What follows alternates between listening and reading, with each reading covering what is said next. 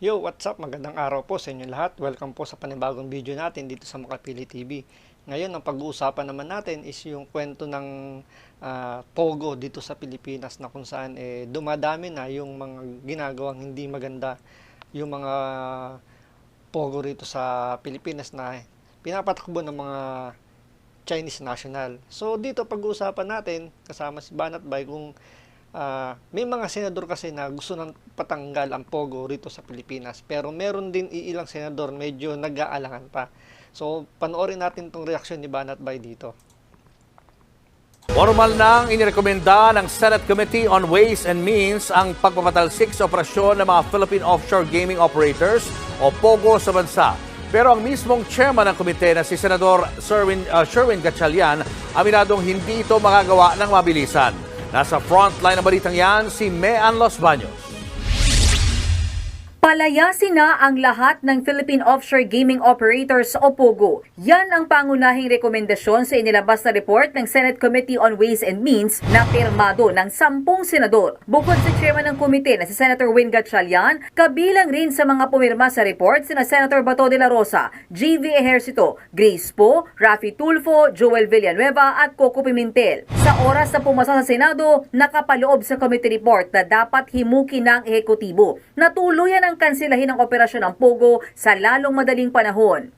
Hindi naman malaki ang impact sa ating ekonomiya kung nawala sila, pero yung crime na nangyayari sa ating bansa, lalo na dito sa issue ng human trafficking, mga scams, talagang nakakasira sa imahe at nakakasira sa reputasyon ng ating bansa. Sabi ni Gatchalian, kabilang sa mga kumumbinsi sa mga senador na suportahan ng report ay ang sunod-sunod na mga kaso ng scam na konektado sa operasyon ng mga Pogo. Lumalabas kasi na aabot na sa mahigit 4,000 Pinoy ang nabiktima ng mga scam sa Pogo mula 2017 hanggang ngayong taon. Wala pa dyan yung yung mga report na na-scam mga foreigner.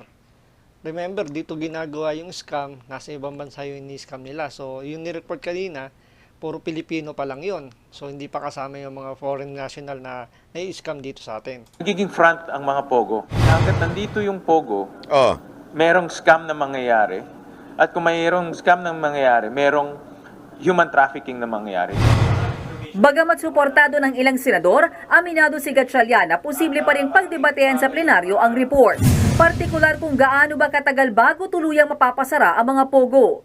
Sa pag-immediate ban, meron rin yung, I'm sure ang mangyayari dyan, papatawag ng interagency at titignan yung mga dapat asikasuhin. No? For example, employment, winding down, kasi nga may upa sila. No? Siyempre, hindi naman pwedeng biglang umalis yung nangungupahan. Nakasaad din sa committee report na dapat hanapan ng Department of Labor and Employment ng alternatibong trabaho ang mga Pilipinong maaapektuhan oras na ipaban na ang mga Pogo sa bansa. Dapat daw tignan ang posibilidad na baka pwede silang maipasok sa mga IT at BPO companies. Sabi rin ni Gatchalian, hinihimok nila ang Bureau of Immigration na kansilahin at bawiin ang working visa ng mga dayuhang nagtatrabaho sa Pogo at ipadeport na sila. Bagay na suportado naman ng ilang senador. Kasi kung apektado na po ang peace and order, nanganganib po ang buhay ng bawat Pilipino. Ay, sabi ko naman noon, pwede na po silang umalis. Senator Amy Marcos naman, hindi raw pumirma sa committee report pero mahalaga daw sa kanya na mapanagot ang mga operator. Senator Amy, bakit di ka pumirma? Hi. Dito yung ganyan dating ni Banat Bay, parang may alam siya bakit hindi pumirma tong si Amy Marcos. Bakit kaya, di ba? Mataas na yung nagiging krimen ng Pogo. Bakit? Ano pang inaantay ni Amy Marcos? So dito makikita nyo medyo may alam dito si Banat Bay. Kasi tingnan nyo yung ngitian niya, di ba? Hi. Alam na this. Sa lahat ng mga senador na pumirma, no? Si Senator Amy, hindi siya pumirma. Bakit kaya? Re-electionist kasi ito si Senator Amy.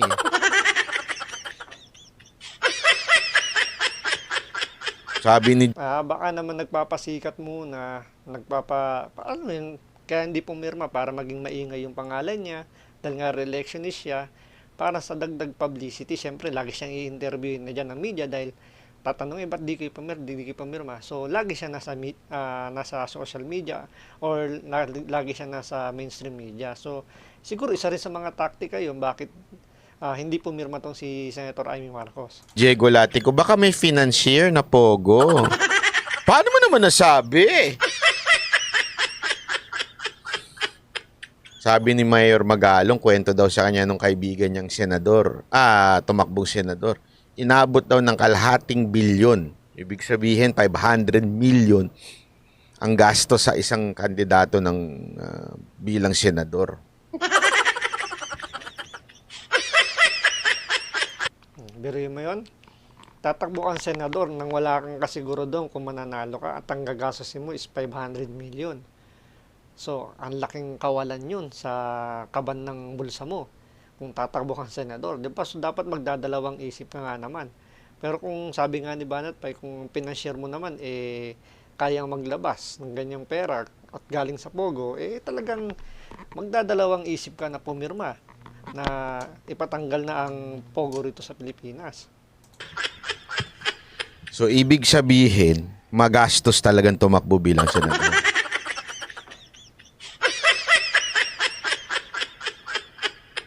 Kaya kailangan mo talaga ng mga financier.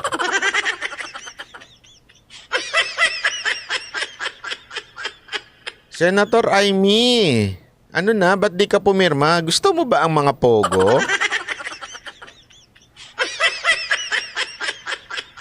ng Pogo. Ang kinatatakutan ko, malulusutan lang kasi alam naman natin, mga malalaking tao ang nasa likod ng Pogo. Importante na talagang bigyan ng ngipin at kapangyarihan ang sino mga huhuli ng Pogo.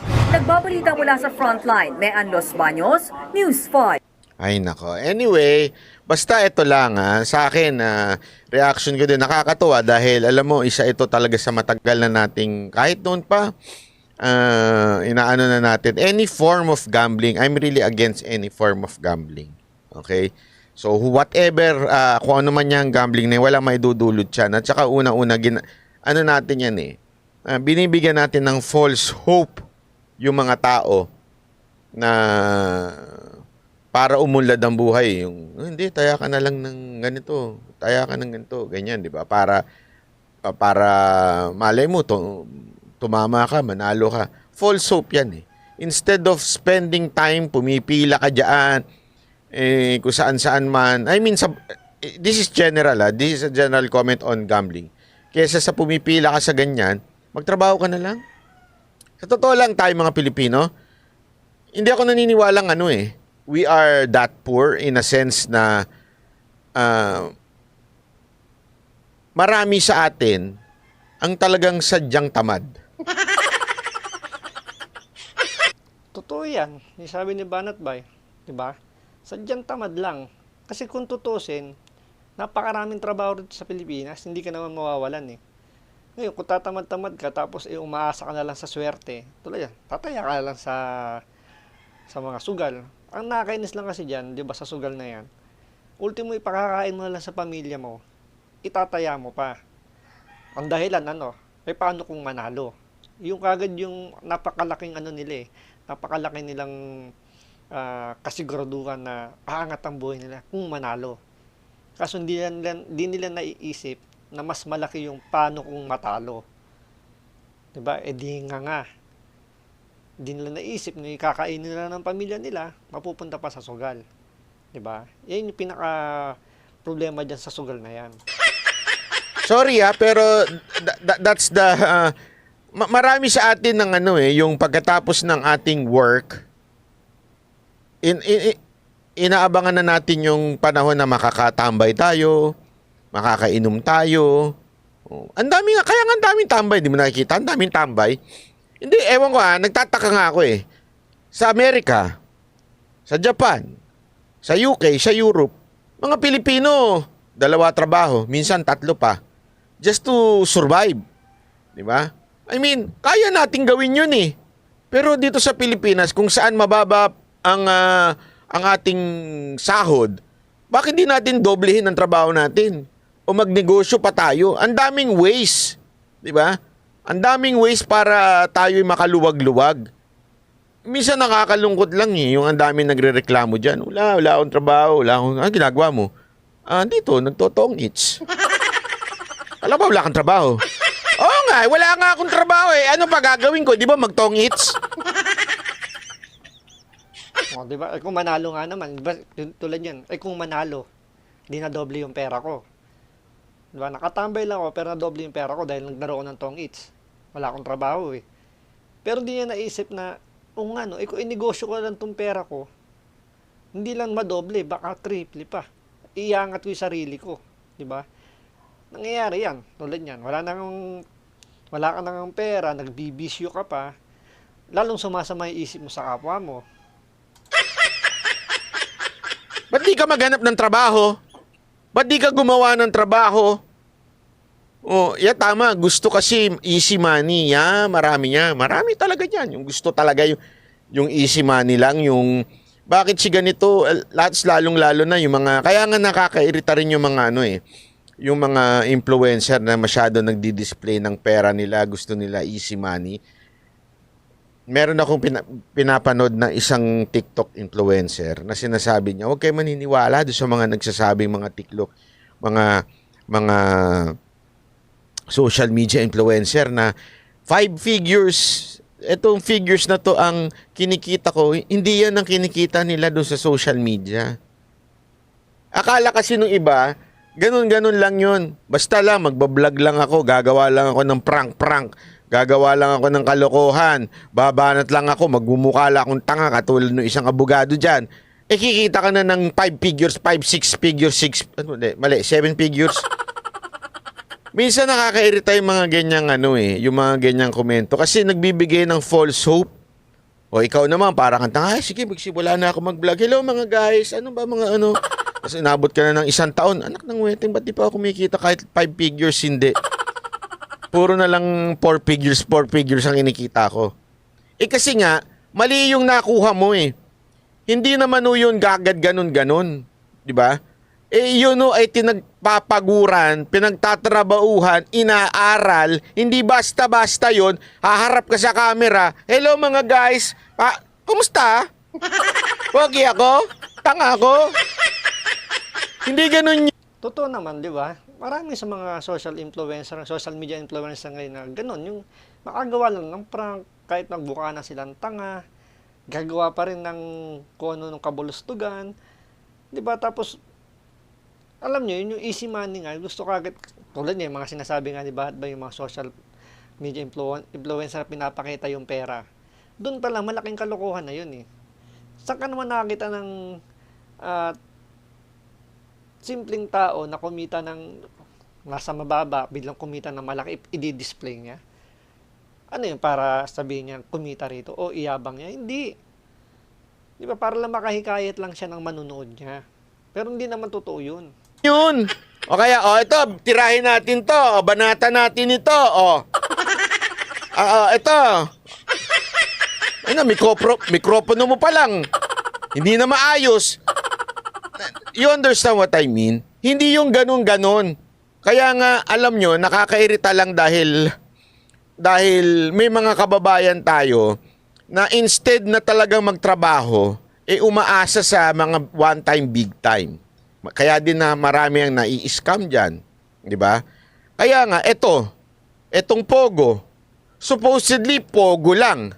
Di ba? Pogo lang. Bakit napunta sila sa scam? Tandaan ninyo, ba't sila napunta sa scam? Kasi, it's a matter of supply and demand. Ano ibig sabihin nun? Malaki demand sa scam, maraming tanga. So, susuplayan namin ng scammer. Kasi maraming demand na tanga eh. Di ba nga, tinan nyo, ang dami na scam. Pero hindi pa rin natututo ang Pilipino. Hindi lang siguro Pilipino, pati ibang mga lahi. Alam nilang talamak ang mga scam sa online. Pero nagpapaniwala pa rin. So, ibig sabihin, marami talaga yung tanga, kaya marami nagiging scammer.